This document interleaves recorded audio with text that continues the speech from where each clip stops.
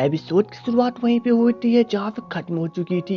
यहाँ पे बारियो म्यूंग को ऐसे प्लान बता रहा था किस प्रकार से जेसू सिन्हो के साथ लव के रिलेशनशिप में बन सकती है। लेकिन तभी उधर से सैमची चली जाती है और वो उन दोनों से पूछ देती है कि आखिर वे दोनों क्या बातें कर रहे हैं। तब यहाँ पे बारियो उसे सब कुछ बताते हुए कहता है कि अगर वे दोनों साथ में दोनों में किसिंग जरूर होगी। लेकिन यहाँ पे किसिंग कहने से पहले ही म्यूंग सैम सिंह के कानों को बंद कर देता है ताकि वो ऐसी बातें ना सुने। लेकिन यहाँ पर तो सैम सिंह का निशाना कहीं और ही था। वहीं पे सिन्हो जब अपने ऑफिस पहुंचता है तो वहाँ पे उसके डैड उसे बताते हैं कि उसका एक्टर यानी कि उसका चचेरा भाई कुछ समय के लिए एक अलग ही टापू पे चला गया है जहाँ पे वो भेड़ बकरियों को देखने के लिए गया है, तो इसलिए वो उसे जाके वहाँ से ड्रॉप करके लेके चला आए। अब यहाँ पे सिन्हो को जाने का मन तो नहीं था बट इसे जाना पड़ता है। दरअसल यह सब प्लान में उनका था। वहीं पे जेसू की मॉम उसे बताती है कि थोड़ी देर पहले उसके किसी रिलेटिव का कॉल आया है और बताया गया है कि उसके डैड के फ्रेंड के वाइफ का अचानक से डेथ हो गया है। अब यहाँ पे जेसू काफी हैरान थे क्योंकि उससे भी उस आदमी से मिलने के लिए टापू पे जाना पड़ता है। अब यहाँ पे जेसू का जाने का मन तो नहीं था बट जेसू को वहाँ पे जाना पड़ता है। लेकिन वहाँ पे जाके एक आदमी से बात करने से उसे पता चलता है कि यहाँ पे एक आदमी की डेथ हुई है ना कि किसी औरत की। और इसलिए चेसू को समझ में चला आता है कि वो रॉन्ग नंबर था। जिसके बाद चेसू यहाँ पे अपनी मॉम को कॉल करके बताती है कि मॉम कम से कम आपको ध्यान में रखना चाहिए था कि यह एक रॉन्ग नंबर है और इसके कारण मैं यहाँ पे फंस गई हूँ। तब यहाँ पे चेसू की मॉम उसे वापस आने के लिए कहती है बट चेसू उनसे कहती है कि यहाँ पे पास में एक भेड़ बकरियों का शेड है और इसलिए वो वहाँ पे जाके उसे देख कर वापस लौटेगी। अब चेसू ऐसा ही करती है जिसके बाद वह उस शेड को देखने के लिए पहुंच जाती है और वहाँ पे जाके वो वीडियो बनाने लगती है। लेकिन तभी उसकी नजर वहाँ पे सिन्हो पे पड़ जाती है। अब यहाँ पे ये दोनों एक दूसरे को देख काफी ज्यादा हैरान थे और तब चेसू सिन्हो से पूछ देती है कि आखिर वो यहाँ पे क्या कर रहा है। सिन्हो उसे सब कुछ बता देता है कि वो यहाँ पे अपने एक चचेरे भाई को लेने के लिए आया है और वो उससे यहाँ पे मिलके चला जाएगा। तब यहाँ पे चेसू समझती है कि सिन्हो बिजी है इसलिए वो उसे बाय कह के आगे घूमने के लिए चली जाती है। लेकिन यहाँ पे सिन्हो उसके पीछे जाता है और तभी यहाँ पर म्यूंग के जादू के कारण बारिश शुरू हो जाती है। जिसके बाद वैसा ही होता है जैसा हम लोगों ने देखा था। उसके बाद ये लोग यहाँ पे एक अकेले थे और यहाँ पे ये लोग बचने के लिए एक छोटे से हाउस में जाते हैं जो कि चारों तरफ से खाली था। लेकिन वहीं पर म्यू और उसके बाकी साथी सभी देख रहे थे। तब यहाँ पे बोरियम उसे बताता है कि क्यों ना यहाँ पे थोड़ी सी ट्विस्ट डाल दी जाए ताकि यहाँ पे चेसू उसे सच में पसंद कर सके। जिसके कारण यहाँ पे म्यूंग तैयार हो जाता है। तब यहाँ पर बारूम बुक में लिखना शुरू करता है कि यहाँ पे अचानक से चेसू की तबीयत खराब हो जाएगा तब बारूम उसकी मदद करेगा। अब ऐसा ही होता है जब चेसू उस हाउस में पहुंचती है तो वो अचानक से बीमार पड़ने लगती है, उसे चक्कर आने लगता है।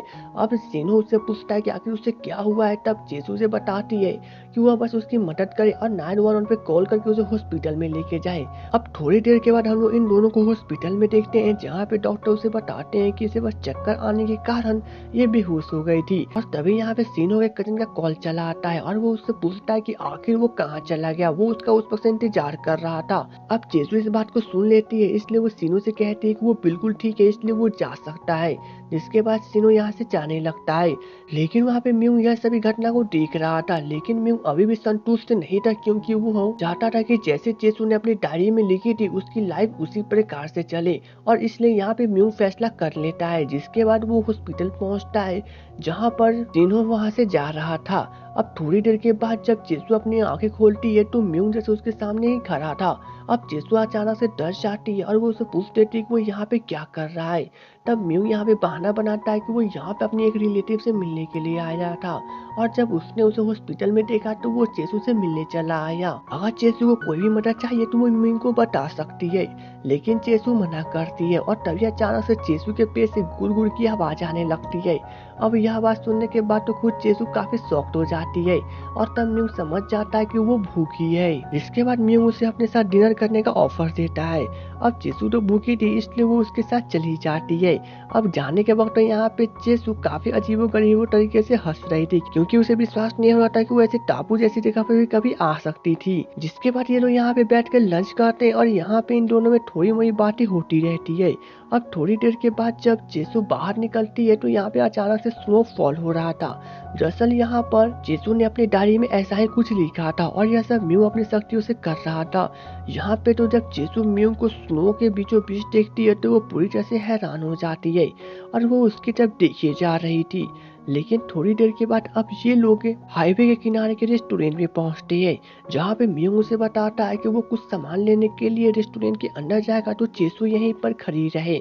अब मियोंग चला जाता है, लेकिन तभी इधर से चेसू की नजर वहाँ पर सीन हो भी पड़ती है और तब चेसू से बातें करने लगती है और पूछती है कि वो यहाँ पे क्या कर रहा है। तभी यहाँ पे सिनो वहीं बैठ जाता है और वो उसे बताता है कि वो अपने कजन के साथ यहाँ पर आया है और वो यहीं से निकल रहा था। अब थोड़ी देर के बाद सिनो अपने कजन को लेकर वहाँ से चला जाता है, लेकिन यहाँ पे चेसू अभी भी वहीं बैठी हुई थी क्योंकि सिनो का कजन एक काफी फेमस टीवी एक्टर है और उसे देखने के बाद तो यहाँ पर चेसू काफी ज्यादा हैरान हो चुकी थी।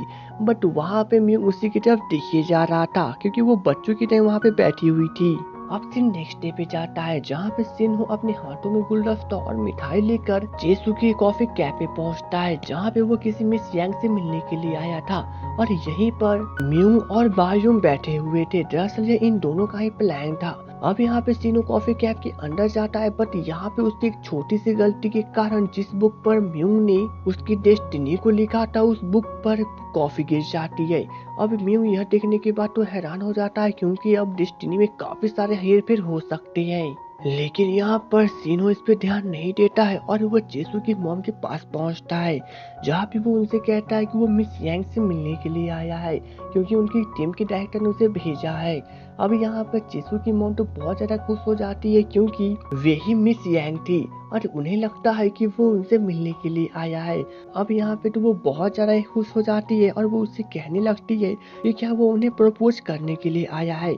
अब यह सुनने के बाद तो सिनो बहुत ज्यादा हैरान हो जाता है, जिसके बाद चेसू की मॉम उसे अपने साथ चलने के लिए कहती है।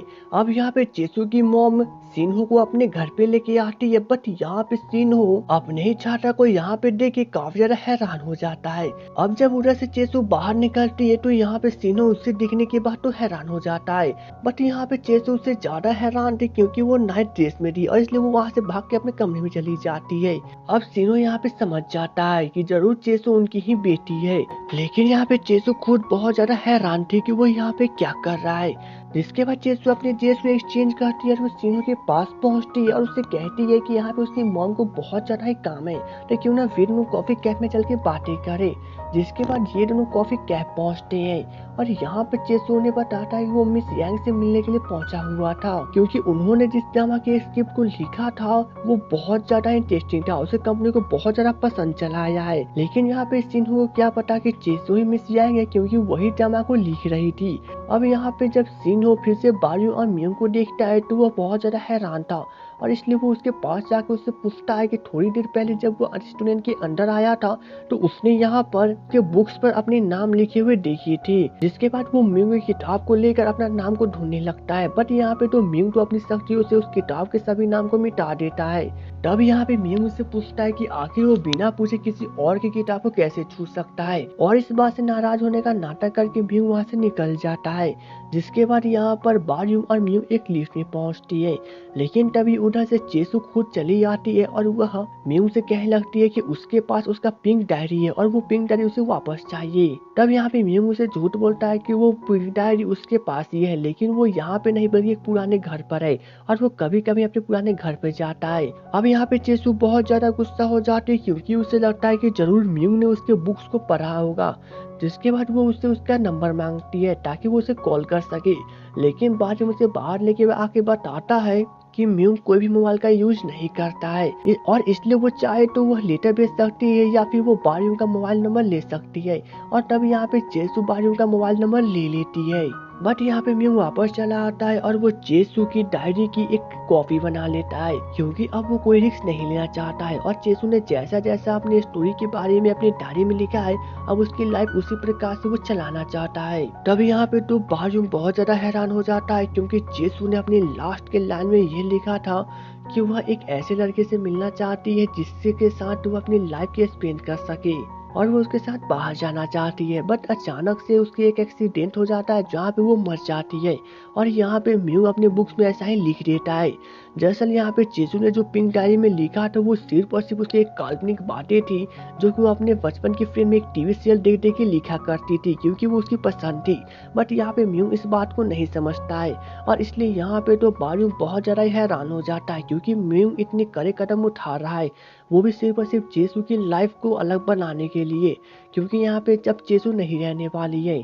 और इसी के साथ इस एपिसोड की एंडिंग हो जाती है। तो दोस्तों, अगर आपको मेरा एक्सप्लेनेशन पसंद आया हो तो प्लीज़ वीडियो को लाइक और चैनल को सब्सक्राइब कर ले। तो चलिए दोस्तों, मिलेंगे नेक्स्ट वीडियो में, तब तक के लिए goodbye and take care.